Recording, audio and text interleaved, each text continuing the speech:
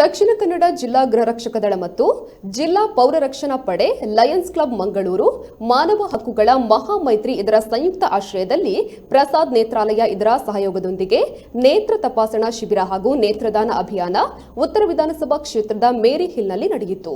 ಕಾರ್ಯಕ್ರಮವನ್ನು ಶಾಸಕ doctor Y Bharat Shetty ಅವರು ಉದ್ಘಾಟಿಸಿ ನೇತ್ರದಾನದ ಮಹತ್ವವನ್ನು ವಿವರಿಸಿದರು. ಇದೇ ಸಂದರ್ಭದಲ್ಲಿ ಡಾಕ್ಟರ್ ವೈ ಭರತ್ ಶೆಟ್ಟಿ ಅವರು ತಮ್ಮ ಕಣ್ಣುಗಳನ್ನು ದಾನ ಮಾಡುವ ಒಪ್ಪಂದ ಪತ್ರಕ್ಕೆ ಸಹಿ ಹಾಕುವ ಮೂಲಕ ಉತ್ತಮ ಮೇಲ್ಪಂಕ್ತಿಯನ್ನ ಹಾಕಿಕೊಟ್ರು.